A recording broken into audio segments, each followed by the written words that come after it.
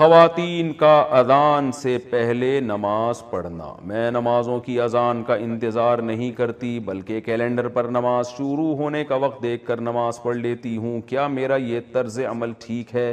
جی، آپ نماز پڑھ لیں، کیلنڈر پہ دیکھ کے نماز ہو جائے گی۔ اذان کا انتظار خواتین کے لیے ضروری نہیں ہے۔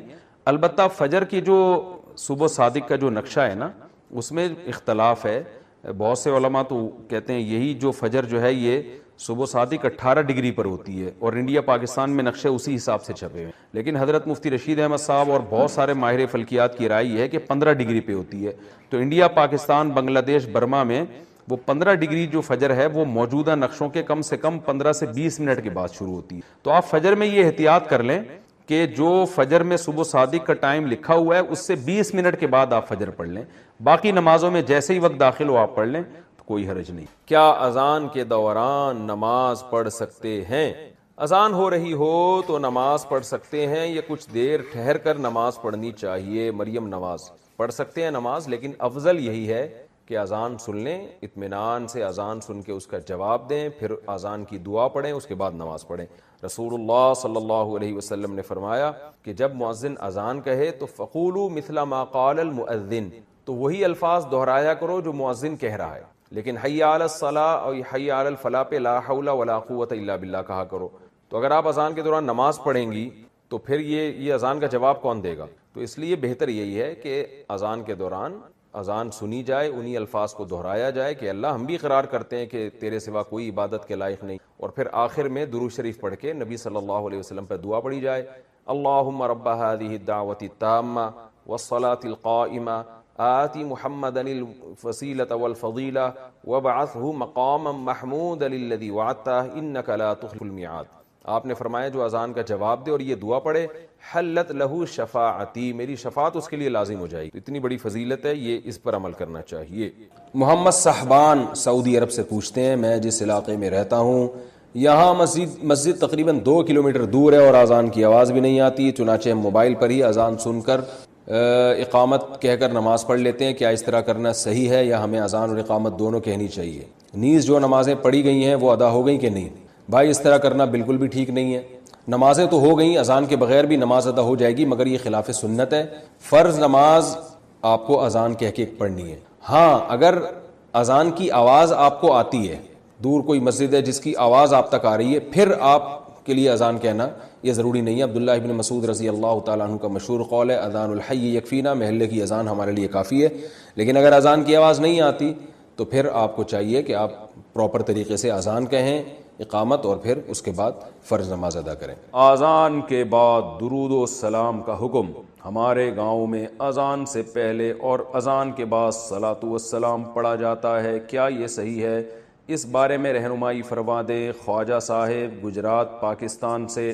دیکھو بھائی، اللہ کے رسول صلی اللہ علیہ وسلم نے جو ہمیں اذان بتائی ہے وہ اللہ اکبر سے شروع ہوتی ہے اور لا الہ الا اللہ پہ ختم ہوتی ہے۔ اس سے پہلے بلند آواز سے اسپیکر پہ درود پڑھنا یا اس کے بعد بلند آواز سے اسپیکر پہ درود پڑھنا، یا یعنی بلند آواز سے پڑھنا، چاہے وہ اسپیکر پہ ہو یا بغیر اسپیکر کے، یہ آپ صلی اللہ علیہ وسلم سے ثابت نہیں۔ صرف اتنا ثابت ہے کہ جب اذان ختم ہو تو نبی صلی اللہ علیہ وسلم کی ترغیب ہے کہ درود شریف پڑھو اور اس کے بعد یہ دعا پڑھو، اللہم رب هذه الدعوة التامة والصلاة القائمة آتی محمدا الوسیلة والفضیلة وابعثه مقاما محمودا الذی وعدته انک لا تخلف المیعاد۔ بس اتنا پڑھا جائے گا۔ تو اس سے پہلے اور بعد میں جو پہلے تو درود شریف ہے ہی نہیں، لیکن اور اسپیکر پہ پڑھنا ہے، اپنے طور پر کوئی کسی بھی وقت درود شریف پڑھ سکتا ہے، کوئی پابندی نہیں ہے، لیکن اسپیکر پہ جب آپ پڑھیں گے یا اذان سے پہلے بلند آواز سے پڑھیں گے تو لوگ یہی سمجھتے ہیں کہ یہ اذان کا حصہ ہے۔ تو جو کام رسول اللہ صلی اللہ علیہ وسلم نے نہیں کیا، صحابہ نے نہیں کیا، وہ کام اگر آپ ثواب سمجھ کے کریں گے تو وہ بدعت ہو جائے گا۔ لوگ کہتے ہیں اس میں حرج کیا ہے، درود شریف ہی پڑھ رہے ہیں نا اور کوئی غلط کام تھوڑی کر رہے ہیں۔ تو میں ان سے ایک سوال پوچھتا ہوں کہ اچھا ٹھیک ہے، جب اذان ختم ہوتی ہے لا الہ الا اللہ پہ تو آپ ساتھ میں محمد الرسول اللہ بھی لگا دیا کریں بلند آواز سے، یعنی مؤذن کو حکم دیں لا الہ الا اللہ محمد الرسول اللہ۔ ظاہر ہے جب مؤذن یہ الفاظ پڑھے گا تو اس سے پوچھیں گے نا بھائی اذان تو لا الہ الا اللہ پہ ختم ہو رہی ہے، تو تم نے محمد الرسول اللہ صلی اللہ علیہ وسلم، یہ محمد الرسول اللہ تم نے کیوں لگایا؟ تو وہ کہے گا بھائی اس میں حرج کیا ہے، میں غلط تو نہیں کہہ رہا، لا الہ الا اللہ کا مطلب کوئی اللہ کے سوا عبادت کے قائل نہیں، تو ہم اس کے بھی قائل ہیں کہ محمد صلی اللہ علیہ وسلم اللہ کے رسول ہے. تو میں نے کہہ دیا تو پابندی تو نہیں ہے نا شریعت میں محمد رسول اللہ پڑھنے پر. ہم کہیں گے واقعی محمد رسول اللہ پڑھنے پر پابندی نہیں ہے بلکہ ترغیب ہے, لیکن اس موقع پہ نہیں ہے, اس کے علاوہ کسی اور موقع پہ آپ پڑھیں. تو یاد رکھیں جیسے اذان جہاں ختم ہو رہی ہے لا الہ الا اللہ پہ, تو ختم کرنے میں جب ہم قرآن و سنت کو فالو کر رہے ہیں تو اذان جہاں سے شروع ہوتی ہے تو شروع کرنے میں فالو کیوں نہیں کرتے, اس میں اپنی طرف سے کیوں ہم نے درود شریف بڑھا دیا ہے. تو اس لیے یہ عمل غلط ہے, اس سے اجتناب کرنا چاہیے. نماز کے ممنوع اوقات کون کون سے ہیں؟ نفل نماز کے ممنوع اوقات کون کون سے ہیں؟ طاہر انصاری فرانس سے. دیکھیں نماز کے جو ممنوع اوقات ہیں, ایک تو یہ ہے کہ سورج کا ذرا سا کنارہ نکل جائے, یعنی جو جب فجر کی نماز قضا ہوتی ہے نا جس ٹائم پہ سورج ذرا سا نکل جائے تو اب مکروہ وقت شروع ہو گیا, جب تک کہ وہ ایک نیزے تک نہیں پہنچ جاتا, یعنی اس اتنا بلند نہ ہو جائے کہ اس کی میں جو ہے نا تھوڑی سی چمک پیدا ہو جائے, جو پاکستان اور ہندوستان میں تقریباً 15 سے 20 منٹ کا ٹائم ہوتا ہے, اور دوسرے ملکوں میں زیادہ بھی ہو سکتا ہے, ناروے میں ہو سکتا ہے بہت ہی زیادہ ہو, لیکن وہاں کے حکام الگ ہیں. تو یعنی سورج میں تھوڑی سی تیزی پیدا ہو جائے تو اس وقت پھر آپ نماز پڑھ سکتے. دوسرا مکروہ وقت ہے جب سورج بالکل سر پہ پہنچ جائے, جس کو زوال کا وقت کہتے ہیں, تو یہ تقریباً 10 منٹ کا ہے. یعنی اگر ٹائم لکھا ہے نا زوال کا وقت 12:30 تو سمجھ لیں کہ 12:25 سے 12:35 تک مکروہ وقت ہے, یعنی 5 منٹ پہلے اور 5 منٹ بعد میں. اور جب سورج غروب ہونے لگتا ہے تو جب غروب ہونے کے قریب پہنچ جائے گا, یعنی غروب ہونے سے ہندوستان پاکستان میں تقریباً 15 سے 20 منٹ پہلے, جب اس میں کی تیزی میں کمی پیدا ہو جائے, یعنی سورج کی چمک باقی نہ رہے, تو غروب ہونے سے 15-20 منٹ پہلے تک یہ ایسا ہوتا ہے, تو اس وقت بھی مکروہ وقت شروع ہو جاتا ہے. اس وقت بھی کوئی نماز نہیں پڑھ سکتے جب تک سورج مکمل غروب نہ ہو. البتہ اس دن کی عصر اگر نہ پڑی ہو تو پھر پڑھیں گے آپ, کیونکہ عصر کا وقت باقی رہتا ہے. اگرچہ مکروہ ہے عصر کو اتنی دیر تک تاخیر کرنا گناہ ہے, لیکن بہرحال وہ والی عصر آپ کو پڑھنی پڑے گی اس دن کی, اس کے علاوہ کوئی نماز نہیں پڑھے. تو یہ 3 اوقات مکروہ ہیں, اس کے علاوہ کوئی وقت مکروہ نہیں. سمجھ لو اسلام آسان ہے لیکن لچکدار نہیں ہے. آسان ہے اسلام, لچک نہیں ہے. جو لا اللہ نے بنا دیا اس کو فالو کرنا پڑے گا. کیسے؟ ایک مثال دیتا ہوں. لوگ کہتے ہیں نا توبہ سے ہر گناہ معاف ہوتا ہے معاف. جو آپ کے ذمہ قرض آ گیا نا, دین اللہ کی کا حق یا مخلوق کا, وہ دینا پڑے گا. 20-30 سال آپ نے نمازیں قضا کر دیں, آپ مسلمان تھے, آپ پہ نماز فرض تھی, آپ کو 30 سال کے بعد خیال آیا, اللہ معاف کرے گا, لیکن اللہ کہے گا قرض ادا کرو, اب قضا پڑھو اس کو. یہ جو لوگ کہتے ہیں نا قضاء عمری نہیں ہے, یہ فضول باتیں کرتے ہیں, اجماع امت کے خلاف باتیں کرتے ہیں. آج کل کے اسکالرز جو بھی اجماع امت کے خلاف لے کے جا رہا ہے, آپ اس کی بات کو اٹھا کے دیوار پہ مار دو, اس پر اجماع امت کا. آج کل کے مفتیوں کے اختلاف کی کوئی ویلیو نہیں ہے. جو پہلے مسائل اتفاقی ہو چکے ہیں وہ ہو گئے. تو آپ کیا سمجھتے ہو کہ آپ نے نماز کی توبہ کر لی, اللہ معاف کر دے گا؟ اللہ کہے گا معاف کر دوں گا. معاف کیا کروں گا؟ ٹائم پہ پڑھنی تھی نہیں پڑھی, یہ جرم معاف کر دوں گا. لیکن جو دین آپ کے ذمے ہے وہ کوئی مفتی یا مذہبی اسکالر معاف نہیں کر سکتا. اس میں ہمارے پاس اللہ کی طرف سے دلیل ہوگی. یہ لوگ جو کہتے ہیں نا قضاء عمری کی کوئی دلیل دو, ان سے بولو معافی کی دلیل دو آپ, کہ بغیر پڑھے نمازیں معاف ہو جاتی ہیں. تم کہاں سے اللہ کی طرف ایک ایسی چیز کی نسبت کر دیتے ہو جس کا اللہ نے کوئی ذمہ داری نہیں لی ہے؟ کتنا بڑا جرم کیا, نماز کو ساقط کر دیا بغیر کسی دلیل کے. ہے بھائی, دیکھو جس کا حق ہے اس کو حق ہے نا کہ وہ ساقط کر دے. مثال سے بات سمجھاتا ہوں. آپ نے مجھ سے 1 لاکھ روپے لیے اور پی گئے. آپ نے کہا تھا 1 مہینے بعد دوں گا. بھائی یہ بچوں کو خاموش کروائیں اوپر, ٹھیک ہے. آپ نے مجھ سے 1 لاکھ روپے قرض لیے. قرض کس کا تھا؟ میرا. آپ نے کہا 1 مہینے بعد دوں گا. آپ 1 مہینے بعد نہیں دے رہے, ترسا رہے ہیں, تڑپا رہے ہیں. 6 مہینے گزر گئے, مجھے بہت غصہ آ رہا ہے کہ آجا, پکڑائی میں آئے گا تو نہیں چھوڑوں گا میں تجھے. اور میں نے کہا اب تو 6 مہینے بعد لے کے بھی آئے گا نا, پیسے تو لوں گا لیکن سزا دوں گا تجھے, کیونکہ تو نے اتنا ڈیلے کیوں کیا. آپ نے سوری کر لی 6 مہینے بعد کہ یار معافی چاہتا ہوں یار. اب جب آپ نے سوری کی ہے, میں نے کہا چلو بھائی اب یہ قرض لے آئے گا, اب میں اس پہ غصہ نہیں ہوں گا کیونکہ میں نے اس کو معاف کر دیا. یہ جو ڈیلے کیا نا معاف کر دیا. تیسرا بندہ اٹھ کے اس کو جا کے کہتا ہے اب تو پیسے نہ دے, اب تو پیسے مفتی صاحب کے پیسے نہ دے. اگلا کہتا ہے بھائی کیوں نہیں دوں, ایک تو میں نے ڈیلے کیا, اب بھی میں نہ دوں.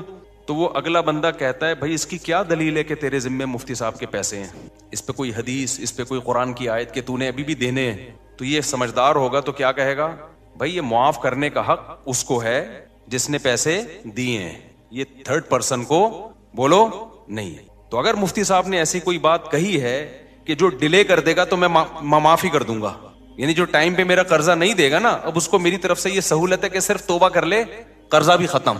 اس سے بڑا مفتی دنیا میں کوئی بیوقوف دیکھا آپ نے جو کہے کہ جس نے میرے پیسے ٹائم پہ نہیں دیے اب وہ صرف سوری کرے گا, صرف سوری کرے گا تو وہ پورا ہی اڑا دوں گا میں اس سے قرضہ. تو اگر یہ سامنے والا جو 1 لاکھ روپے کھا کے بیٹھا ہوا ہے نا, یہ 2 نمبر ہوگا نا, تو ان مذہبی اسکالر کی باتیں اس کو فوراً سمجھ میں آئیں گی جو یہ کہہ رہے ہیں کہ نہ دو. لیکن 1 نمبر ہوگا نا تو وہ کہے گا اس کی کیا دلیل ہے کہ جس کا حق تھا اس نے معاف کر دیا ہے, اس کی دلیل. مفتی صاحب سے کوئی تحریر لے کر آؤ. قضائے عمری کے ساتھ یہی حشر کیا ہے آج کل کے مذہبی اسکالرز نے, اور آج کل کے مذہبی اسکالرز کو جنہوں نے اپنا باپ بنا لیا ہے ائمہ مجتہدین کو چھوڑ کر, ان لوگوں نے بھی یہی حشر کیا ہے. اللہ میاں نے کہا تھا نماز قائم کرو, فجر کی نماز فجر کے ٹائم پہ ہونی چاہیے, ظہر کی ظہر کے ٹائم پہ ہونی چاہیے. لوگوں نے کیا کیا, نہیں قائم کی, قضا کرتے رہے, 10 سال تک قضا کر کے اپنے اوپر ایک بوجھ کھڑا کر لیا. تو آپ کو خیال آیا کہ یار میں نے بہت بڑا جرم کیا, 10 سال نمازیں نہیں پڑھی, میں توبہ استغفار کروں. آج کل کے جو مذہبی اسکالر قرآن و سنت کے نام پہ جو بیوقوف بناتے ہیں, جن کو قرآن و سنت کے علاوہ سب کچھ آتا ہے, سینس تو ہے ہی نہیں. میں بار بار کہتا ہوں یہ جو آج کل کے مذہبی اسکالر تمہیں مجتہدین سے ہٹا رہے ہیں نا قرآن و سنت کے نام پہ, خدا کی قسم یہ قرآن و سنت میں نہیں لے کر آ رہے, یہ اپنا منجن بیچ رہے ہیں. قرآن و سنت جو ایکسپلین پہلے ہو چکا ہے نا وہ آتھینٹک ہے, وہ مستند ہے. آج کل کے تلوں میں تیل نہیں ہے ان اسکالرز میں, یہ اتحاد امت کے نام پہ اپنا منجن بیچ رہے ہیں. تو انہوں نے کیا کیا, 10 سال ایک آدمی نے نماز نہیں پڑھی, اتنا بڑا جرم کیا, اللہ کا قرض اس کے اوپر. حدیث میں آتا ہے دین اللہ احق ان یقضا, اللہ کا قرض سب سے زیادہ اس لائق ہے کہ وہ ادا کیا جائے. آپ نے اللہ کا قرض اپنے اوپر لاد دیا. اب آج کل کے اسکالر میں سے کوئی اسکالر اٹھا, اس نے کہا کہ صرف سوری کر لو اللہ تعالیٰ سے, یہ 10 سال کی نمازیں کیا ہو جائیں گی, معاف. جب آپ ریلائبل مفتیان کرام کے پاس گئے, انہوں نے کہا بھائی سوری کرنے سے یہ جرم معاف ہو جائے گا کہ آپ نے 10 سال تک پڑھی کیوں نہیں ہے, لیکن اللہ کا قرضہ معاف نہیں ہوگا. تو وہ اسکالر جو نام نہاد اسکالر ہیں, انہوں نے کہا اس کی کیا دلیل ہے کہ معاف نہیں ہوگا, ہے بھائی اس کی کیا دلیل ہے کہ معاف نہیں ہوگا. حالانکہ دلیل اس کی ہونی چاہیے کہ معاف ہو گیا ہے. کہ مفتی صاحب سے پوچھ کے آؤ کہ اس کی کیا دلیل ہے کہ وہ 10 سال کی نمازیں معاف نہیں ہوں گی. مفتی اگر مفتی ہوگا تو کہے گا اس لیے کہ ہمارے پاس اس کی کوئی دلیل نہیں ملتی کہ اللہ نے وہ نمازیں معاف کر دی ہیں. لہذا جو اسکالر یہ بات کر رہا ہے نا, مفتی کہے گا کہ اس سے پوچھ کے آؤ کہ اس کی کیا دلیل ہے کہ سوری سے وہ ساری نمازیں ذمے سے ساقط ہو جاتی ہیں توبہ کرنے سے. کیونکہ تمہارے پاس کوئی دلیل نہیں ہے کہ اللہ نے وہ معاف کر دی ہیں, تو تم اللہ کی طرف اس بات کی نسبت کیوں کر رہے ہو جو اللہ نے کہی نہیں ہے. کہاں اللہ نے لکھا ہے کہ جان بوجھ کر نماز چھوڑ دو گے تو میں نماز ہی ذمے سے ساقط کر دوں گا, کہیں لکھا ہوا ہی ہے؟ بولو بھائی کیا ہو گیا, کہیں ہے قرآن میں حدیث میں کہ جو 10 سال چھوڑے گا تو خالی سوری سے اس کا قرضہ معاف کر دوں گا؟ آپ خود قانون ساز بن گئے ہو. لوگ کہتے ہیں کہ جی حرج بہت ہے 10 سال کی نمازیں پڑھنے میں, اور اسلام میں تنگی نہیں ہے. حرج جب ہے جب 10 سال کی نمازیں ایک دن میں ہو. 10 سال کی نمازیں 10 سال میں کر لو بھائی. 1 کروڑ روپے لے کے کوئی بندہ پی گیا نا, روزانہ پیسے لے رہا تھا بٹوے سے نکال کے, کھربوں روپے جمع ہو گئے.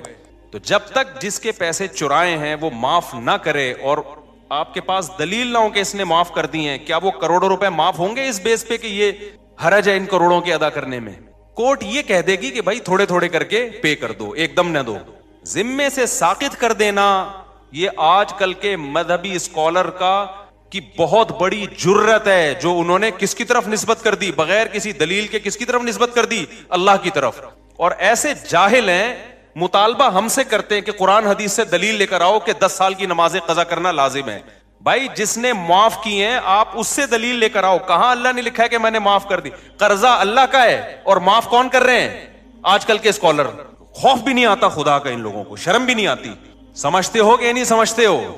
اور جب میں جذباتی ہوتا ہوں نا تو آج کل کے کچھ اسکالرز نے میرے خلاف مضمون لکھنا شروع کر دیا, مفتی صاحب کچھ ٹاپکس ایسے ہیں جس میں اعتدال سے ہٹ جاتے ہیں. ایسے مضامین اب بعض لوگوں نے میرے بارے میں لکھنا شروع کر دیے. یعنی یہ وہ لوگ ہیں جو میرے معتقد ہیں لیکن کہتے ہیں کچھ ٹاپکس ایسے ہیں جس میں مفتی صاحب حد اعتدال سے بولو ہٹ جاتے ہیں. ایک عاملوں کے بارے میں مفتی صاحب حد اعتدال سے تجاوز کر لے, سارے عامل غلط, یہ تھوڑا مفتی صاحب زیادتی. ایک 3 طلاق کے مسئلے میں نے کہا نا کہ اگر کوئی اہل حدیث سے فتویٰ لے کے بیوی کو رکھ لے گا وہ زنا ہی ہے, بیوی حلال نہیں ہوگی. لوگ کہتے ہیں مفتی صاحب یہ تھوڑی کیا ہو رہی ہے, زیادتی, اتنا بھی سختی نہ. میں بتاتا ہوں ابھی تیسرا یہ مسئلہ قضائے عمری. قضائے عمری ساقط نہیں ہوتی ذمے سے, اجماع امت کے خلاف ہے, یہ کوئی دلیل نہیں ہے. نماز سے بڑھ کر اسلام میں کوئی حکم بولو نہیں ہے. کسی مذہبی اسکالر نے فتویٰ دے دیا نا 10 سال کی نمازیں, اس سے بولو یہ تو نے فرض کی ہیں یا اللہ نے فرض کی ہیں؟ اللہ نے معاف کر دی ہیں, بتا بھائی اس کی کیا دلیل ہے تیرے پاس؟ قرضہ اللہ کا ہے اور معاف کوئی پروفیسر صاحب کر رہے ہیں یا کوئی اسکالر کر رہا ہے آج کا. اور چوتھی عدالتی خلا. میں جب کہتا ہوں نا عدالتی خلا, جو آج کا جو قانون گورنمنٹ میں بنا ہوا ہے یہ بالاجماع باطل ہے. اس پہ بھی کچھ اسکالر نے میرے خلاف لکھنا شروع کر دیا کہ مفتی صاحب خلا کے مسئلے میں بھی ایکچولی تھوڑا سا کیا ہو رہے ہیں, کنٹرول سے باہر. اتنا بھی نہیں ہے. ٹاپک سے ہٹ کے میں تھوڑا ان چاروں کو تھوڑا ایکسپلین کر دوں تاکہ پتہ چلے کہ یہ ایکسٹریم لیول پہ نہیں ہوں, میں اعتدال پہ ہوں. دیکھو اعتدال کسے کہتے ہیں؟ جو چیز جیسی ہے اس کو ویسا رکھنا. ایک چیز کالی ہے نا, ایک آدمی کہہ رہا ہے یہ سفید ہے, میں کہوں یہ دھک کالی ہے بھائی, اتنی کالی ہے کہ اندھیرے میں نظر ہی نہیں آئے گی. لوگ کہیں مفتی صاحب تھوڑا اعتدال سے کام لیں. وہ جب کہہ رہا ہے سفید ہے, آپ جب کہہ رہے ہیں کہ کالی ہے, تو بیچ کا کوئی پیلا رنگ کہتے ہیں آپ اس کو, تو یہ اعتدال ہوگا یا جھوٹ ہوگا؟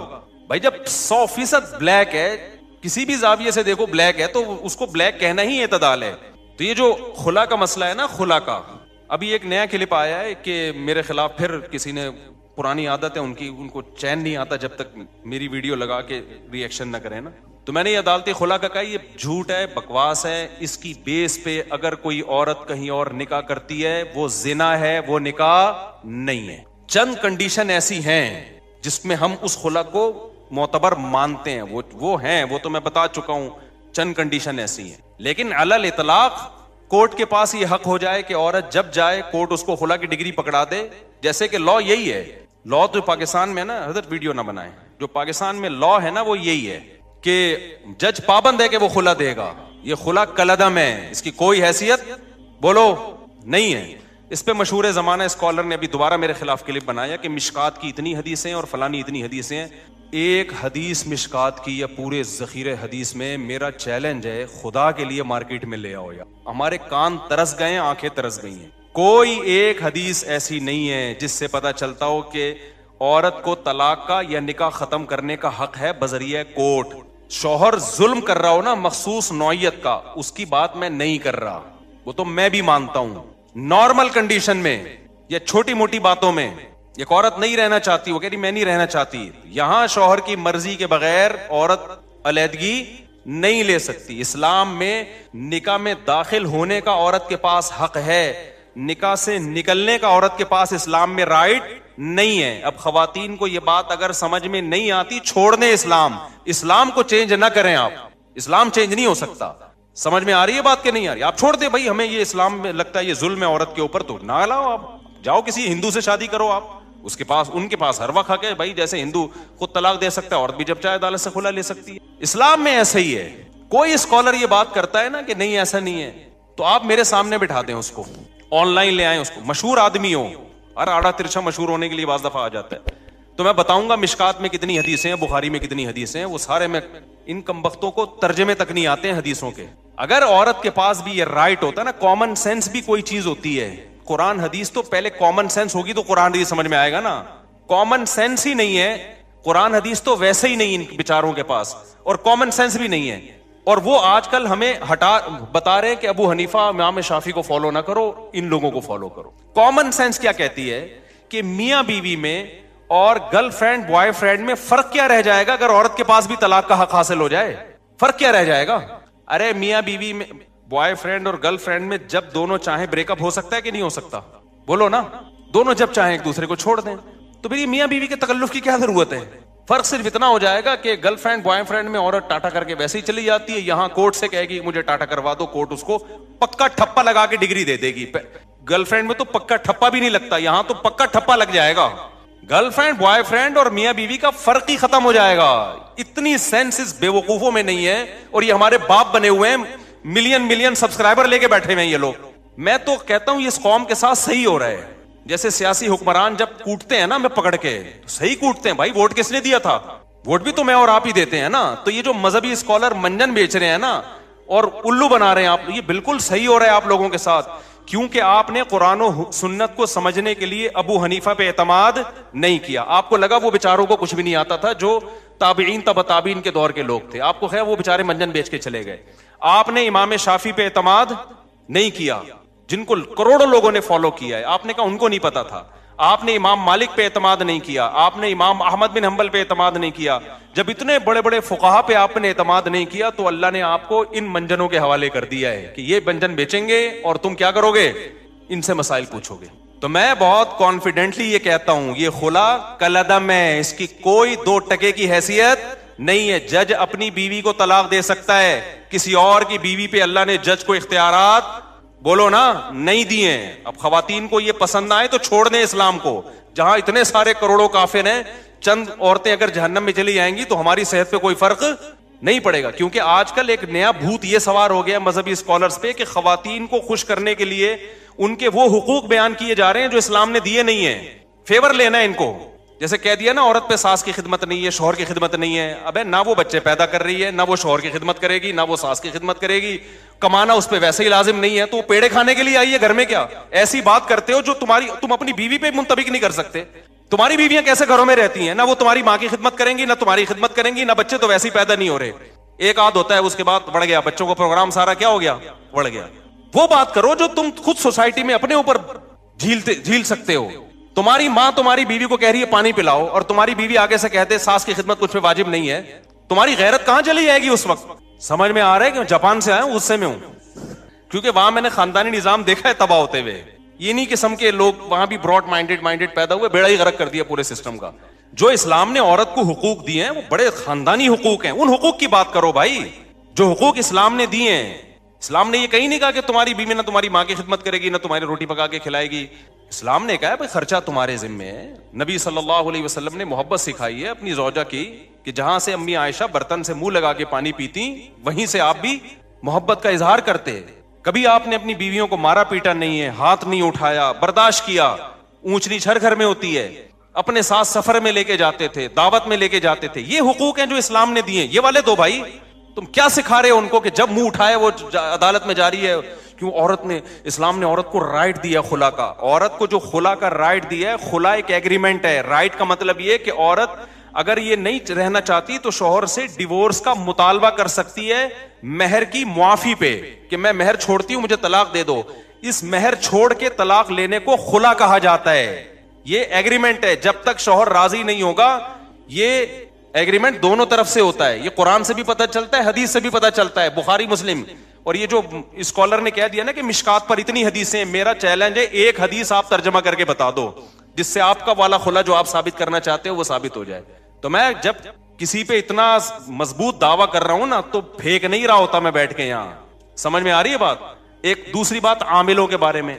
ابھی ہمارے ایک دوست ہیں حضرت یعنی کیا نام ہے, مجھ سے جونیئر ہیں اگرچہ کافی وہ, لیکن کافی پازیٹیو کام کر رہے ہیں. مفتی رشید احمد خورشید صاحب ہیں مجھ سے کافی جونیئر, لیکن ماشاءاللہ بہت اچھا کام کر رہے ہیں, پازیٹیو.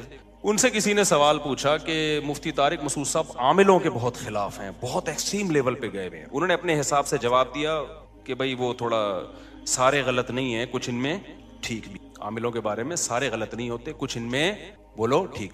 ایک تو یہ بات بھی کی کہ بھائی رقیہ تو اسلام میں ثابت ہے, تو میں رقیہ کا تو میں منکر نہیں ہوں بھائی. دم تو مسجد کے امام سے کروا لو, جن چڑیل بھوت بھی کسی پہ کروڑوں میں کسی 2-4 پہ آ سکتا ہے, تو کسی بھی نیک آدمی سے دم کروا لو. اور حضرت مفتی موسیٰ روحانی بازی رحمت اللہ علیہ وہ عامل نہیں تھے. خدا کے لیے ان کو بدنام مت کرو, وہ عامل نہیں تھے. یہ ان کی کرامت تھی کہ کوئی بھی کچھ لکھ کے دے دیا کرتے تھے. اللہ ان کو دعا تھی, ان کی ماں کی یا کسی بزرگ نے انہوں نے خدمت کی تھی, غالباً ان کی والدہ نے ان کے لیے دعا کی تھی کہ تو کسی کے لیے کچھ بھی لکھ کے دے دے گا اللہ اس کو پورا کر دے گا. تو اہل اللہ کے ساتھ الگ معاملات ہوتے ہیں. وہ عامل نہیں تھے. میں نے یہ بات بیان میں کہی تھی, ان کے بیٹے نے آ کے پھر جامعۃ الرشید میں بتایا کہ واقعی میرے والد صاحب عامل نہیں تھے. یہ کرامت تھی ان کی کہ کسی کو بھی کچھ لکھ دیا تو بس وہ ہو گیا. کرامت کے تو پھر کچھ بھی ہو سکتا ہے نا. تو یہ جو ان کا بھی بیان آیا اپنے لحاظ سے انہوں نے ٹھیک کہا, اپنے لحاظ سے, کہ عامل جو ہے ایکچولی کچھ یوں بھی ہوتے ہیں, کچھ 1-8% صحیح بھی ہوتے ہیں, 1% بھی صحیح نہیں ہوتا. اگر مجھے ایک بندہ عاملوں میں صحیح مل جائے نا, میں عجائب گھر میں رکھواؤں گا, 1 کروڑ روپے کا ٹکٹ لگاؤ اس کے اوپر, کیونکہ ایسی چیزیں مارکیٹ میں ہے ہی نہیں. آپ کہہ سکتے ہیں وہ بھی آپ سے جونیئر ہیں, اور اچھا آپ خود کہہ رہے ہو کہ بھئی جامعہ کے ٹیچر ہیں, استاذ ہیں, تو کیا وہ غلط بول رہے ہیں؟ وہ غلط بول. اب آپ کہہ سکتے ہو کہ بھئی اس کا مطلب وہ صحیح عالم نہیں ہے. بھائی اس کا علم دین سے تعلق نہیں ہے, سمجھ رہے ہو, उलमा से वो चीजें पूछें जिनका दीन के इल्म से ताल्लुक है, निकाह तलाक के मसाइल, विरासत के मसाइल। आमिल सही होते हैं, गलत होते हैं, ये कुरान और सुन्नत का मसला नहीं है, ये मुशाहिदे का मसला है। उनकी उम्र कम है, मेरे तजर्बा ज्यादा है, हमने एक भी नहीं देखा ढंग का, बहुत तलाश किया। और मैं जो कहता हूं वो सारे 2 नंबर होते हैं, इसका मतलब ये नहीं है सारे बुरे होते हैं, इनमें कुछ नेक भी होते हैं, थोड़े से नेक भी होते हैं, लेकिन ऊपर की सेटिंग उनकी खराब होती है, पागल होते हैं, अमलियात कर करके खोपड़ी खराब हो जाती है, उनको जिन चुड़ैल भूत इसलिए नजर आते हैं क्योंकि खोपड़ी काम नहीं कर रही होती। आपकी खोपड़ी काम कर रही होती है, आप उनके पास बैठते हो तो थोड़े दिन में आपकी खोपड़ी भी क्या हो जाती है, आउट। फिर आप कहते हो यार मैं भी जब हजरत जी के पास गया था, एक चुड़ैल उन्होंने मुझे दिखाई, वहां से भूत दिखाया। अबे वो कुछ भी नहीं दिखा रहा, वो खुद पागल है, वो खुद दिमाग खराब हो गया उसका, फलीते पलीतों में पढ़ पढ़ के। तुम क्यों पागल हो रहे हो? उसके पास जाने से पहले कभी तुम्हें ये नजर आता था चुड़ैल और भूत तुम्हें नजर आते थे कभी? तो ये मंजन हमारे सामने, किसी आमिल के बाप में दम है, आए एक जिन चुड़ैल भूत मेरे सामने लाके दिखाए, बकवास है, ये मंजन है। मैं इतना कॉन्फिडेंटली जब इनके, और मुफ्ती रशीद अहमद खुर्शीद तो हमसे बहुत जूनियर हैं, इस बारे में मैं अपने अकाबिर को नहीं मानता। नहीं आ रही मेरा ख्याल है बात समझ में? मैं अपने बुजुर्गों को नहीं मानता इस बारे में। आप कह सकते हो अच्छा आप अपने बुजुर्गों से भी आगे निकल गए। भाई मैं मेडिकल साइंस से अपने बुजुर्ग से आगे जा सकता हूं, मैं ड्राइविंग में अपने बुजुर्ग से आगे जा सकता हूं, मैं दीन के इल्म में अपने बुजुर्ग से आगे नहीं जा सकता। दीन के इल्म की जहां बात होगी मैं अपने बुजुर्गों के सामने हथियार डालूंगा। भाई इनका इल्म हमारे इल्म से ज्यादा, इनका तकवा हमसे ज्यादा। आमिलों का ताल्लुक इल्म दीन से नहीं है। ये आमिल हिंदू पंडितों में मुसलमानों से ज्यादा होते हैं, पादरियों में ज्यादा होते हैं, जिन चुड़ैल भूत भगाने वाले। इसका ताल्लुक है मुशाहिदे से। ये उल्लू बनाने की मशीनें हैं, खुद कुछ बेवकूफ बन चुके होते हैं तो मंजन बेच रहे होते हैं। तो ये कॉन्फिडेंटली कह रहा हूं मैं, कॉन्फिडेंटली, ऐसा नहीं है कि हवाई एकदम सुबह उठा तो आमिलों के खिलाफ तकरीर शुरू कर दी। कोई भी ढंग का नहीं है, इनसे दूर रखो अपने आप को। और अगर नहीं रखा ना तुमने, बातों में आ गए कि जी वो हजरत जी उनके, अबे मैंने बड़े बड़े बुजुर्गों को देखा है कि इन लोगों ने उल्लू बनाया है। मुफ्ती रशीद अहमद खुर्शीद तो बेचारे अभी नए नए आए हैं मार्केट में। हमने बड़े बड़े बुजुर्गों को देखा है, इन आमिलों ने उनको उल्लू बना दिया।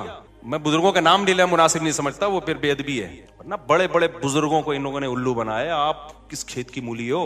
हाँ, कॉन्फिडेंस होना चाहिए इंसान में, इनको समझने के लिए थोड़ा सा एतमाद होना चाहिए, फिर इनका पता चलता है। ये बहुत, और ये सऊदी अरब की मिसालें, अब इमाम काबा को जिन चुड़ैल भूत, ये मंजन बहुत हम पहले देख चुके हैं। मैंने बड़े बड़े बेवकूफ देखे हैं जो इमाम हरमों के जाके जिन उतार रहे हैं, वो इमाम हरम को बेवकूफ बना रहे होते हैं। आप कह सकते हो वो इमाम हरम भी बेवकूफ बन गए, तो भाई जब उनकी फील्ड नहीं है तो बन सकते हैं वो। ये हो नहीं सकता कोई डॉक्टर इमाम हरम को गलत टीका लगा के आ जाए। इसका इमाम हरम से क्या ताल्लुक है? भाई डॉक्टर फराडी था, उसने गलत टीका लगा दिया, या अनाड़ी था। यानी आमिलों का मंजन ये हर जगह बिक रहा है। और इसमें जहां भी मजहबी, मैं भी जापान गया ना, वहां जिन चुड़ैल भूत बिल्कुल भी नहीं थे। मुझे किसी ने बताया कि हजरत ऐसा नहीं है, यहां भी होते हैं। मैंने कहा ये वहीं होते होंगे जहां इनके मजहबी रहनुमा बैठते होंगे। उन्होंने कहा बिल्कुल ऐसा ही है, क्योंकि वो बुद्धिस्ट है ना। मैंने कहा जो इनके मंदिरों में जाता है ना बुद्धिस्ट, जापानी साइंसदान जाता होगा इबादत करने, उसी पे जिन भी आएगा, उसी पे भूत भी, उसी पे जापानी चुड़ैलें। क्योंकि ये मंजन चुड़ैल भूत का, जादू टोने का मजहबी तबके में बिकता है, चाहे वो ईसाई हो, चाहे वो मुसलमान हो, चाहे वो हिंदू हो, चाहे वो बुद्धिस्ट हो। जो मजहबी नहीं है ना, सेकुलर लोग हैं, उनमें ये मंजन बिकता नहीं है। नहीं आ रही मेरा ख्याल है बात समझ में? क्योंकि जादू बहरहाल बरहक है। अब चूंकि मजहबी लोगों को है कि है, अब इस इम्कान की बेस पे कोई भी उल्लू बना दे। मिसाल के तौर पर एक बीमारी है जिसका वजूद ही नहीं है, उसमें उल्लू बनाना मुश्किल काम है। एक बीमारी है जो करोड़ों में किसी एक को हो सकती है, उसमें हो सकने की बेस पे उल्लू बनाना आसान हो गया कि नहीं हो गया? तो इस बेस पे कि भाई नबी पे भी तो जादू हो गया था, तो फलाने पे क्यों नहीं हो? अबे फलाने पे हो सकने की बात नहीं, हुआ है कि नहीं हुआ? ये इसने कैसे बता दिया कि इस पे जादू हुआ है? इसको कैसे पता चल गया? कोई भी उठ के बोलता रहे। तो इसलिए भाई ये मैं कॉन्फिडेंटली बोलता हूं कि आमिल सारे बुरे नहीं होते। मैं मानता हूं कुछ नेक होते हैं, थोड़े से कुछ नेक होते हैं, लेकिन ऊपर की खोपड़ी खुदा की कसम उनकी सेट नहीं होती। वो खुद पागल होते हैं। कोई एक पागल लाओ तो मुझे बताओ, या अगर पागल नहीं है तो फ्रॉडी है, फिर वो बहुत बड़ा फ्रॉडी है। देखो जो छोटे फ्रॉडी होते हैं उनको पकड़ना आसान होता है। काश ये बात आप लोगों की समझ में आ जाए, बड़े बड़े फ्रॉडियों को पकड़ना बहुत मुश्किल होता है। और मुझे हवाले ना दिया करो हजरत जी फलां, हजरत फलां के हम बहुत एतकाद है, लेकिन दीन के इल्म के मामले में, तकवे में हम उन पर एतमाद करते हैं। आमिलों के मंजन में हम उन पे एतमाद, बोलो ना, नहीं करते। बाकी जादू बरहक है, जिन्नात भी आ सकते हैं, करोड़ों में किसी एक पे आ जाता है, तो उसका इलाज ये है कि सूरह फलक सूरह नास पढ़ के दम करो, یا مسجد کے امام یا کسی نیک آدمی سے دم کرا لو بس. اس سے آگے بڑھنے کی کوشش کرو گے تو معاملہ پروگرام بڑھ جائے گا. وقتی طور پہ ٹھیک ہو جاؤ گے, پھر دوبارہ چڑیل آئے گی, پھر تمہاری نسلیں برباد ہو جائیں گی. فلیتے پلیتے, ایک دھاگا یہاں ایک یہاں پر فلیتا, اتنا عذاب میں مرو گے بھی سالے, اسی مصیبت میں مرو گے تم. پلیتوں سے جان نہیں نکلے گی تمہاری کبھی. ہمارے یار اللہ نے اتنے ہمیں اولادیں دی ہیں, ہمارے گھر میں بچے بیمار بھی ہوتے ہیں, صحت بھی ہوتی ہے. ہم نے تو کبھی نہ کوئی فلیتا نہ کوئی پلیتا نہ کسی عامل نہ میں نے تو عاملوں کو چیلنج کیے, تیرے باپ میں دم میں تو آ یار, 2-4 چڑیل بھوت ہمارے گھر بھی بھیجنا. یہ منجن انہی لوگوں کو بکتا ہے جو ان لوگوں کو مانتے ہیں. اور یہ صرف مسلمانوں میں نہیں ہے, یہ ہندوؤں میں بھی ہیں. یہ مذہبی لوگوں کا منجن ہے. سیکولر لوگ تمام تر عیبوں کے باوجود اس عیب سے بچے ہوئے ہیں.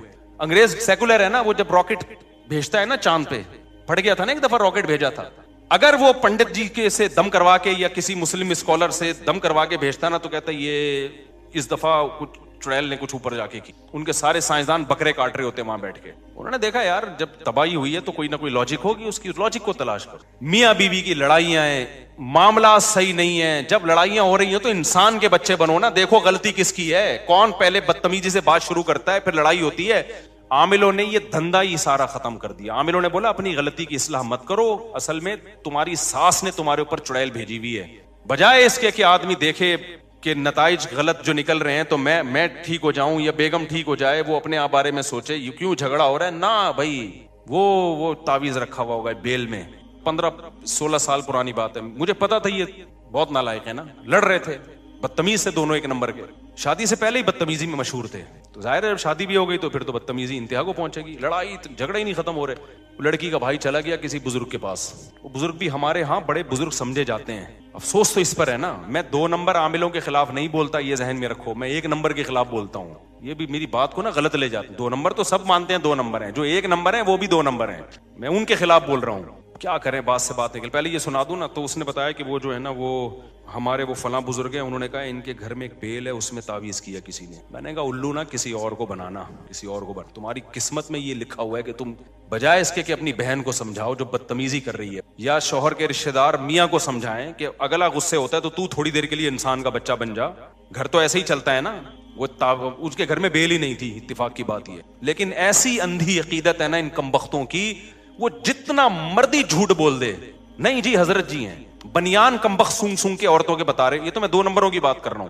عورتوں کے بنیان سونگ کے بتا رہے ہوتے ہیں کہ اس پہ جن ہے. تمہیں شرم نہیں آتی اپنی عورتوں کے بنیان غیر مردوں کو سنگھاتے ہو یار. اپنا پجامہ سنگھایا کرو جا کے. اس کو کوئی مانگے نا تو اپنی بنیان لے کر بولا یہ میرا انڈر ویئر ہے, یہ اپنی ناک میں گھسیڑ. ان کمبختوں کا علاج ہی ہے. ایک آدمی نے عامل کے ساتھ صحیح کیا تھا, اس نے کہا آپ کے بال چاہیے, اس نے زیر ناف بال لے جا کے دے دیے اس کو. صحیح کیا بالکل. مجھے اچھا نہیں لگ رہا مسجد میں یہ باتیں کرتے ہوئے, لیکن تمہارے دلوں سے میں تمہاری زندگیاں بچانے کے لیے ان کمبختوں کی عقیدت نکالنا چاہتا ہوں. دشمنی تو میں مول رہا ہوں, تمہیں تھوڑی کچھ کہے گا. دشمنی تو میں مول رہا ہوں. تو بات آئی تھی دماغ میں, پتہ نہیں نکل گئی, اتنی خاندانی بات آئی. تو وہ اس نے کہا بیلوں کے اوپر جو ہے نا, یہ سارا آج کا جو ٹاپک ہی بڑھ گیا سارا ان عاملوں کے چکر. سارا ٹاپک جو میں کتنا شکر کا اور وہ لے کے چلا تھا, وہ ٹاپک تو بڑھ گیا. یہ بھی ضروری ہے بھائی. ان عاملوں کے مفتی رشید احمد خورشید صاحب ہمارے لیے قابل احترام ہے کائنڈلی, لیکن یہ عاملوں کے بارے میں کسی کی باتوں میں ان دلوں میں تیل نہیں. تو بات اتنی خاندانی تھی یار عامل کے بارے میں دماغ سے. تو کوئی بھی حرم کا امام کا علاج کر رہا ہے, یہ سب منجن ہوتے ہیں. امام میں فلانے کا کیا تو میں ڈمکانے کا, تصویریں لگا کے ہاں یاد آ گیا, الحمدللہ اللہ کا بڑا. دیکھو میرے ساتھ بھی کسی کی تصویریں دیکھو نا کہ میں اس کے لیے دعا کر رہا ہوں, اس کی مسجد میں کھڑے ہو کر اس کے لیے دعا کر رہا ہوں, تو وہ آپ سے اگر چندہ مانگتا ہے تو ان تصویروں کی بیس پہ آپ چندہ بولو مت دو کہ بھئی مفتی صاحب اس کی مسجد میں جا کے دعا. میں نے جب چندے کا بولنا ہوگا تو میں اپنے منہ سے پھوٹوں گا, کیونکہ اس طرح 2 نمبر لوگ بھی مجھے کیش کراتے ہیں کہ بھائی کہیں بھی مسجد بن رہی ہے میں تو چلا جاؤں گا دعا مانگنے. تو لوگ کہتے ہیں مفتی صاحب اس مسجد میں کھڑے ہوئے تھے تو اس کا مطلب یہ ریلائبل آدمی ہے. نہیں بھائی, اس کا یہ مطلب نہیں ہے. ہو سکتا ہے ریلائبل ہو سکتا ہے 2 نمبر. چند باتیں فراڈی لوگوں کی علامتیں, مذہبی فراڈیوں, غیر مذہبی کی تو وہ تو آپ جانتے ہوگے. جب میں مذہبی لائن کا آدمی ہوں نا, مذہبی فراڈیوں کی چند باتیں. مدرسے کا محتمم بھی ہو اور 4 بیویاں بھی ہو, فوراً احتیاط برتو اس سے. اچھا, لوگ مجھے آ کے بتا رہے ہوتے ہیں مفتی صاحب میری 4 وائف ہیں. آپ کو میں یقین سے کہوں, میں فوری طور پر خوش, میں ایک دم سمجھ جاتا ہوں کہ یہ پہلی علامت ہے 2 نمبر ہونے کی. آپ کہو گے یار مفتی صاحب کس طرح کی باتیں کر. وجہ اس کی میں سب سے پہلے پوچھتا ہوں آپ کی سورس آف انکم کیا ہے. بات آ رہی ہے سمجھ میں؟ کیونکہ غریب آدمی کو چار ملتی نہیں ہے، مل سکتی ہیں. میں یہ نہیں کہہ رہا کہ وہ فراڈی ہے، ایسا نہ ہو کوئی چار رکھی ہوئی ہو تو آپ بولو فراڈی ہے، یہ ضروری نہیں ہے، لیکن محتاط ہو جاتا ہے آدمی کہ یار یہ مل کیسے گئی تجھے، کیونکہ ہم نے تو ابھی جا کے ہوئی ہیں ہماری، ہمیں پتہ ہے کتنے پاپڑ بیلنے پڑتے ہیں، اور اب ہم مشہور ہو گئے اور مالی لحاظ سے بھی کافی اسٹیبل ہو گئے پہلے کی نسبت، لیکن کیسے مل گئی؟ لوگ مجھے آ کے بتا رہے ہوتے ہیں پنجاب گیا وہاں میری چار ہیں، میں ایک دم تھوڑا سا نا ایسے ہوتا ہوں، اللہ خیر، جی آپ کرتے کیا ہیں؟ میرا پراپرٹی کا بزنس ہے. انشاءاللہ آپ کا بزنس ہے، یہ آپ نے بھی اسی پروسیس سے گزرنا ہے. تو پراپرٹی کے لیے بھی تو پہلے کہیں سے پیسہ آیا ہوگا نا، باپ دادا سے چلتا آ رہا ہے یہ بزنس. آپ پھر جب وہ کہتے ہیں نا میرا مدرسہ ہے، تو میں اور بھڑکنے لگا، کیونکہ مدرسہ سے بڑی نوٹ چھاپنے کی مشین اس کائنات میں IMF نے بھی ایجاد، بولو اب چپ کیوں ہو گئے؟ IMF جو نوٹ چھاپتا ہے نا، جو قرضہ دینے کے لیے، نوٹ تو IMF نہیں چھاپتے نا، نوٹ تو مختلف، امریکہ سمجھ لو آپ، سب سے زیادہ دنیا میں ڈالر چل رہا ہے نا، امریکہ کے پاس بھی ڈالر چھاپنے کی ایسی مشین نہیں ہے جیسی مدرسہ اور یتیم خانہ اور یہ ٹرسٹ، فاؤنڈیشن، ٹرسٹ جتنے بھی ہیں، چاہے کوئی بھی ٹرسٹ، اس سے بہتر نوٹ چھاپنے کی مشین اس کائنات میں آج تک کسی نے ایجاد بولو نہیں کی. بات آ رہی ہے سمجھ میں؟ آپ کہہ سکتے ہیں میں مدرسوں کے خلاف ہوں، نہ میں چار شادیوں والوں کے خلاف ہوں، نہ میں مدرسے کے خلاف ہوں. میں کہہ رہا ہوں جب یہ دونوں چیزیں جمع ہو جائیں تو کان بہرحال کھڑے ہو جاتے ہیں. پھر آپ پر لازم ہے کہ آپ تحقیق کریں گھس کے، کہ کائنڈلی ذرا آپ ایکسپلین کر سکتے ہیں کہ مدرسہ کا جو آپ کا پیسہ آتا ہے، کیا آپ کے پاس کوئی آڈٹ کا سسٹم ہے؟ کہاں سے آتا ہے، کہاں خرچ ہوتا ہے، ٹیچروں کی تنخواہیں، تو ذرا آپ بتا سکتے ہیں؟ 2 نمبر آدمی یہیں پہ آ کے کیا ہو جاتا ہے بولو؟ الجھ جاتا. کیا بتائیں یار، چند سال پرانی بات ہے، کسی طرح ایک صاحب آئے اور مجھے کہنے لگے کہ ٹوپی داڑھی، مفتی صاحب میری بھی چار ہیں آپ کی طرح، ہاں کر کے ملے مجھے. میں ایک دم ہوشیار ہو گیا، اللہ خیر کرے. میں ڈر گیا تھوڑا سا، میں نے نہیں کہا کہ 2 نمبر ہے، میں نے کہا آپ کی 4 ہیں ماشاءاللہ. اوپر سے میں نے کہا بڑی خوشی ہوئی نا سن کے، میں نے کہا یار یہ بندہ، کیونکہ یہ مجھے کیش کرانے کے لیے آیا تھا، تو میں نے پوچھا آپ کرتے ہیں کیا؟ انہوں نے کہا میرا مدرسہ ہے. میں نے کہا 2 علامتیں تو جمع ہو گئی، فراڈی ہو. ابھی بھی یقین نہیں ہے، یہ خوب سمجھ لو، بعض مدارس کے محتمم ہیں 1 نمبر ہیں، بیویاں بھی 4 ہیں، وہ 1 نمبر ہے. یہ مطلب ہرگز نہیں ہے کہ کوئی مدرسے کا محتمم 4 شادیاں کر لے تو وہ 2 نمبر ہے، نہ. میں تو احتیاط کا حکم دے رہا ہوں آپ کو، ایسے میں نے دیکھے ہیں، میں ملا بھی ہوں، مدرسہ چلا رہے ہیں، بہت 1 نمبر لوگ ہیں، متقی ہیں، پرہیزگار ہیں، چندے کا ایک پائی کا حساب ہے، اور ان کا اپنا بزنس بھی ہے، یا غریب ہیں، ان کو غریب لڑکیاں نے ان سے شادی کر لی. ایسا پاسبل ہے، کسی پہ الزام لگانا مقصد بولو نہیں. لیکن جب میرے سے کوئی معاملہ کرے گا تو پھر تو مجھے حق ہے نا کہ میں گھسوں تحقیق میں. تو آ کے ملے جی میری 4 ہیں. اللہ خیر، کموری میں 4 مل کیسے گئی؟ تو میں نے کہا آپ کرتے کیا؟ انہوں نے کہا مدرسے کا. میں نے کہا لے بھائی، فراڈی ہونے کی دوسری علامت بھی بولو. میں نے پھر باتوں میں پوچھا، میں نے کہا وہ کہتے ہیں میرا پراپرٹی کا بزنس ہوگا، لیکن مجھے یقین نہیں تھا، بھائی ہو سکتا ہے 1 نمبر آدمی ہو. تیسری چیز جب باتوں میں پتہ چلی کہ میں عملیات بھی کرتا ہوں، اور میں دبئی اور سعودی عرب میں ہمارے بندے جاتے ہیں اربوں کے جن نکالنے کے لیے. میرے ساتھ ساتھی بیٹھے ہوئے تھے، میں نے کہا تورات، انجیل، قرآن پاک اور زبور، چاروں کتابوں پہ ہاتھ رکھ کے قسم اٹھا کے کہنے کے لیے تیار ہوں کہ یہ بندہ 100% 2 نمبر ہے، یہ حلال نہیں کما رہا، یہ مدرسے کا پیسہ بھی مارتا ہوگا دبا کے. لیکن میں نے اناؤنس نہیں کیا اس کے بارے میں. چند دنوں کے بعد اس کے ساتھ جب کہیں میری ایسے نیٹ پہ تصویریں وائرل نہیں ہوئی، کسی کے پاس گئی تو ایک بڑے مفتی ہیں کراچی کے، ان کا فون آیا، مفتی صاحب یہ بندہ بہت بڑا فراڈی ہے، آپ کس کے ساتھ گھوم رہے ہو؟ نہیں آئی میرے خیال بات سمجھنے. مفتی صاحب یہ بہت کرپٹ آدمی ہے، بدنام زمانہ ہے. میں نے کہا ہم نے تو پہلے ہی 4 کتابوں پہ ہاتھ رکھ کے قسم اٹھانے کی قسم اٹھا لی تھی. پھر ایک اور بندے کا فون آیا، مفتی صاحب اس کے ساتھ مالی لین دین بولو نہیں کر. یہ میں کیوں مثالیں دے رہا ہوں کہ جو شریعت کا فلسفہ ہے وہ اپنی جگہ ہے، لیکن معاملات کیا ہیں؟ دیکھو ہمیں کسی سے بدگمان ہونے کی اجازت نہیں ہے، لیکن جب کسی مدرسے میں چندہ دے رہے ہو آپ تو یہ تو پیسے کا معاملہ ہو گیا نا، پھر بدگمان ہونا فرض ہے. سمجھ میں آ رہی ہے بات کہ نہیں آ رہی ہے؟ آپ جب زکوٰۃ دے رہے ہو، پیسہ دے رہے ہو، تو بھائی پھر محتمم صاحب آپ کے پاس اتنا پیسہ کہاں سے آیا ہے؟ ہاں ہر ایک نہ آ کے پوچھے، محلے والے پوچھ سکتے ہیں، محتمم کے ذمے بتائے بھائی میرا یہ بزنس الگ ہے اور مدرسے کا حساب کتاب کیا ہے، الگ ہے. اور یہ بھی یاد رکھو یہ غیر قانونی ہے کہ ایک ہی آدمی کے ہاتھ میں سارا حساب کتاب ہو. دنیا میں کوئی ٹرسٹ، کوئی فاؤنڈیشن ایسی نہیں ہے جس میں ایک آدمی ون مین شو، یہ اللیگل ہے. ایک صاحب گئے, مولوی صاحب باہر ملکوں میں چندہ مانگ رہے ہیں, مجھے کسی نے کہا کہ آپ کے جاننے والے ہیں, آپ کا نام, میں نے کہا میں نہیں جانتا بھائی کسی کو. تو کہہ رہے یار یہ تو کہہ رہے اتنی بیوہ, میں نے کہا بھائی یہ تو اللیگل کام ہے. ٹرسٹ جب بنتے ہیں 10-11 آدمی ہوتے ہیں, ان کو پتا ہوتا ہے کہاں سے پیسہ آ رہا ہے, ان 10-11 کو آپ کو اعتماد میں لینا پڑتا ہے. اگر کوئی مدرسے کا محتمم ایسا ہے ادھر سے پیسہ آ رہا ہے اسی محتمم کی جیب سے نکل کے جا رہا ہے, کوئی پوچھنے والا ہی نہیں ہے, تو بس بدگمان ہونے کے لیے اتنا کافی ہے. اس سے زیادہ ڈیٹیل میں بولو ہم تم سر پہ چڑھ کے تھوڑی دیکھیں گے کیا کر رہا ہے تو. پوری ٹیم ہوتی ہے, کوئی ٹرسٹ ہوتا ہے, رجسٹریشن ہوتی ہے اس کی. دیکھو مسجد میں جب پیسہ آتا ہے تو کمیٹی ہوتی ہے نا, اگر صدر یہاں سے پیسہ لے یوں جیب میں رکھے اور ایک پنکھا لا کے لگا دے, پھر وہاں سے 1 کروڑ روپے لیے ادھر جیب میں رکھے اور جا کے ٹائلیں لگا دی, تو باقی کمیٹی پوچھے گی نا کہ کیا کر رہے ہو بھائی, ہمیں کیوں نہیں بتا رہے. حق بنتا ہے کہ نہیں بنتا؟ تو مدرسے میں بھی یہی حق بنتا ہے, ٹرسٹوں میں بھی یہی حق بنتا ہے. تو یہ پوری دنیا میں ایک لا ہے اور یہ شریعت کے بالکل مطابق لا ہے. اس لا کو فالو کرنا پڑے گا. ون مین شو جہاں بھی چل رہا ہے, شریعت آپ کو مالی معاملات میں بدگمان ہونے کی اجازت نہیں بلکہ حکم دیتی ہے, خاص طور پہ زکوٰۃ, صدقے اور خیرات کے معاملات میں. ہاں کسی کو پرسنلی کسی پہ ذاتی اعتماد ہے وہ پھر ان دونوں کا آپس کا معاملہ ہے. آپ پہ کسی کو بہت زیادہ ٹرسٹ ہے کہ بھائی یہ بندہ 1 نمبر ہے, تو آپ کو آگے پیسے پکڑا دیتا ہے, آپ کسی غریب کو دے دینا, یہ آپ کا آپس کا معاملہ ہے. کسی کو بھی کسی پہ ٹرسٹ ہو سکتا ہے. جہاں کھلے عام چندے ہوں گے نا, کھلے عام کوئی ٹرسٹ چل رہے ہیں, ادارے چل رہے ہیں, وہاں پر ایک شخص کے ہاتھ میں معاملہ نہیں ہو سکتا. سمجھتے ہو کہ نہیں سمجھتے؟ ہماری مسجد میں 15 سال پرانی بات ہے, ایک ڈبہ لگا ہوا تھا چندے کا, لوگ جا جا کے پیسے ڈالتے. جب بھی ڈبہ کھلتا تو پیسے ہی نہیں ہے, پیسے ہی نہیں ہے, رسیدوں میں امام کی تنخواہ نہیں ہے, مؤذن کی تنخواہ نہیں نکل رہی. تو مجھے کمیٹی کے کسی جو صدر صاحب انہوں نے کہا بھائی بڑا مسئلہ ہو رہا ہے. میں نے کہا بھائی تالا جو ہے نا 2 آدمی کھولیں گے لازمی, جب تک 2 بندوں کے الگ الگ چابی نہیں ہوگی پیسے نہیں. جیسے یہ ہوا ہے ڈبل سے بھی زیادہ پیسہ ہو گیا. کوئی نمازی بھائی کمیٹی ہی کے چرا رہے تھے پیسے الحمدللہ, یا کمیٹی کا نہیں ہوگا, کوئی نمازی الگ سے کسی نے چابی بنائی ہوئی ہوگی.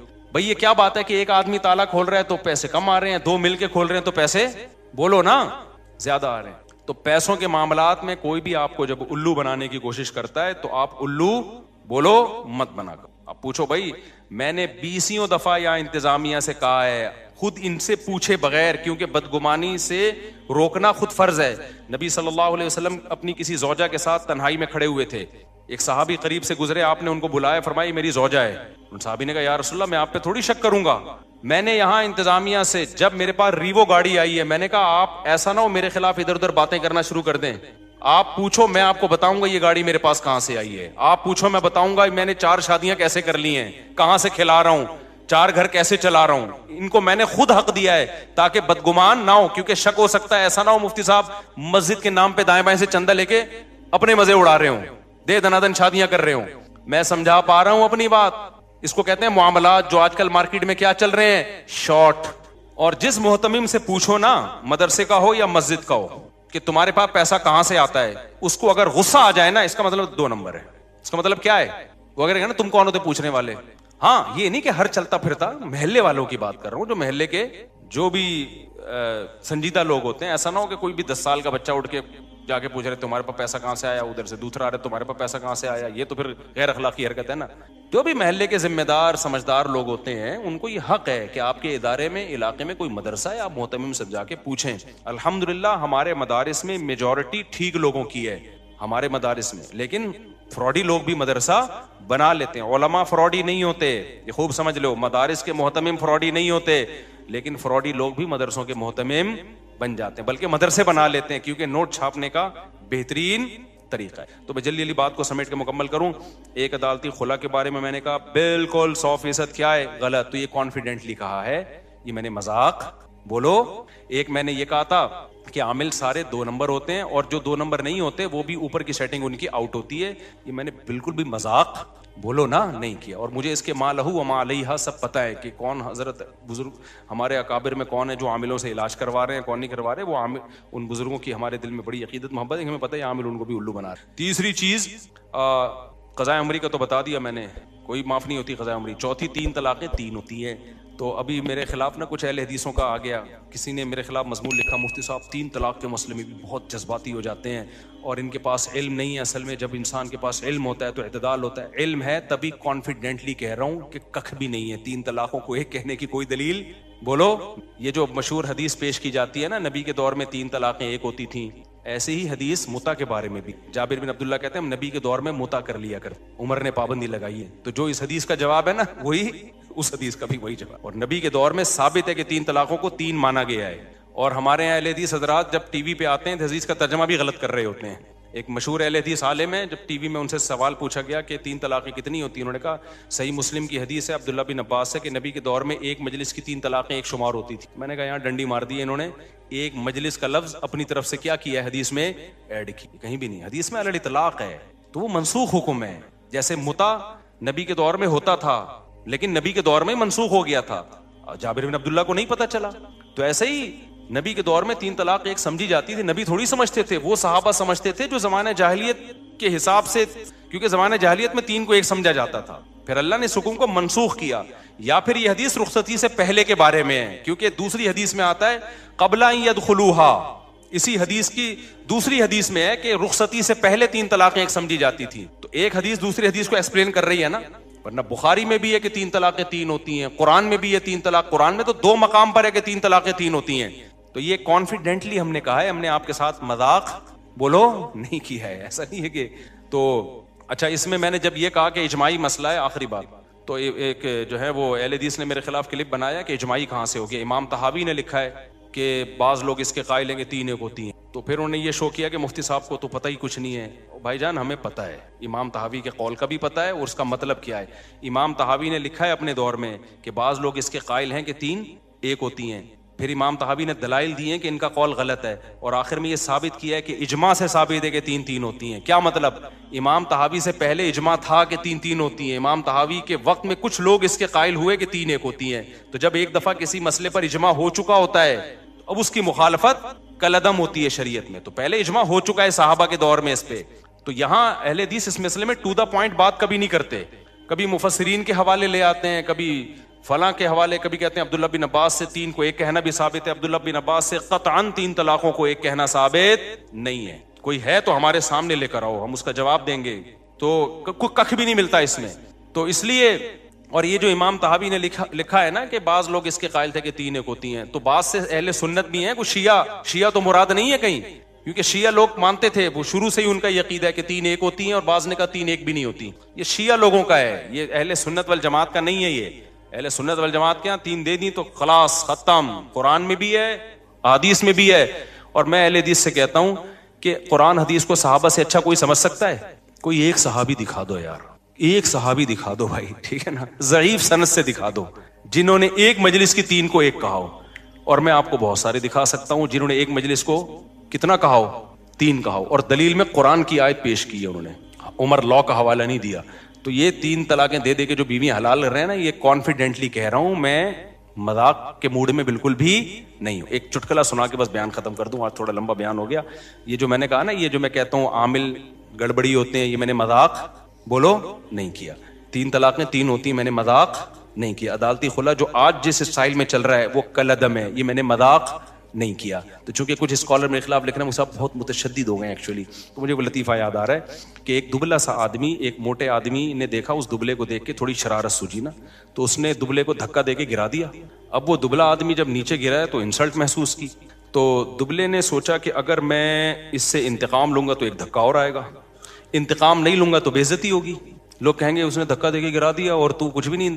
تو دبلے نے موٹے سے پوچھا کہ تم نے یہ سیریسلی یہ کیا ہے یا مذاق کیا ہے؟ اس کا خیال تھا وہ کہے گا میں نے مذاق کیا, تو میں کہوں گا چلو یار کوئی بات نہیں یار.